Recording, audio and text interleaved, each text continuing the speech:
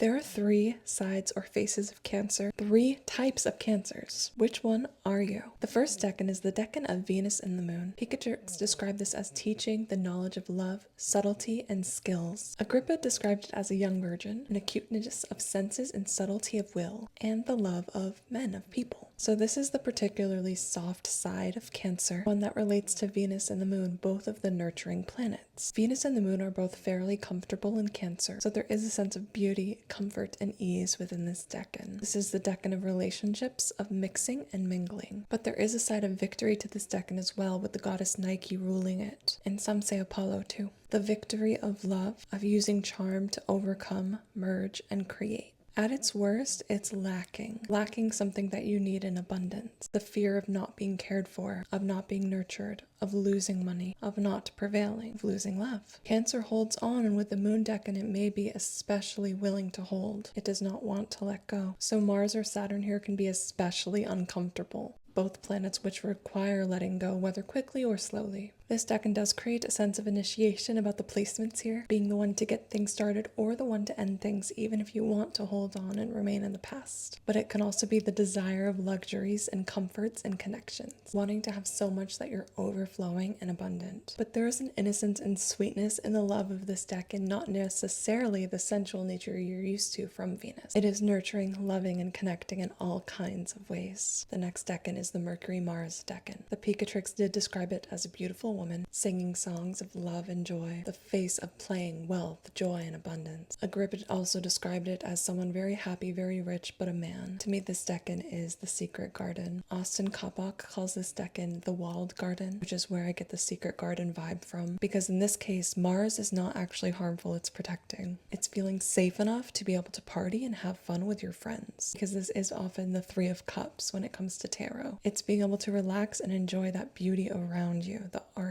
that mercurial creation. You can tell by the Picatrix is this woman sitting in her garden singing and creating joy, and the wealth, which comes from Mercury, the planet of wealth. There's still an element of love about this decan, but less nurturing and more protective, communicative, and playful. Mars here, though, is a reminder that not everyone is invited to the party, and in order to have fun and keep your peace, you need to set strong boundaries and kick people out. And in order to enjoy yourself, you can't have people around who are judging the things you enjoy. Peace is best found by being selective of the people you let into your inner circle. If you have placements here that relate to the self, you may enjoy staying at home and maybe a bit of a homebody. If you have the malefics here, it can be this to your detriment. Because at its worst, it's keeping the wall up and being too private to the point of loneliness. The final decan is the decan of Moon and Jupiter. Picatrix described it of running and riding, of acquiring and war and strife. Angelus likewise described it hunting, getting goods by war, and contention among men. It's interesting because this decan you would think would be more positive with the Moon and Jupiter here, but the Moon is very movable. If anything, this is a reminder that sometimes you have to be on the go and be moving in order to get what you desire. Austin called this the overflowing cup decan. It's the most abundant of all,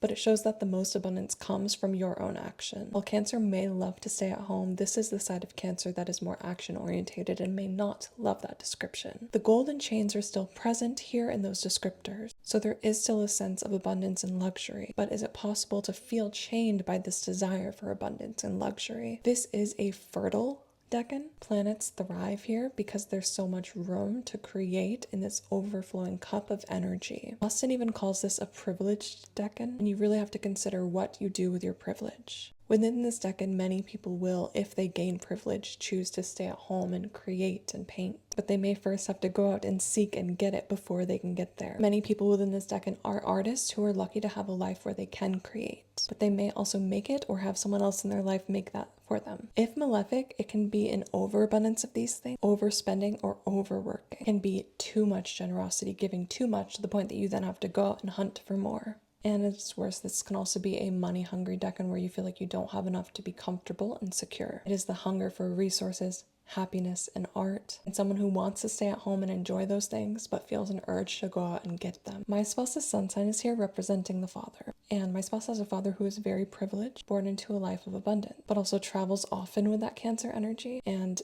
did immigrate to the States when my spouse was just a toddler. Still comes from a very wealthy family that allowed them to do this. However, he still has the desire to work and overwork. When my spouse was growing up, he was always working overtime, and when he finally retired, he less than 2 years later, went back and got a new job because of that desire to be on the move and to keep working in order to have more and more luxury. There just isn't a sense of enoughness. And that was what my SOS experienced through the sun, the father energy in their life.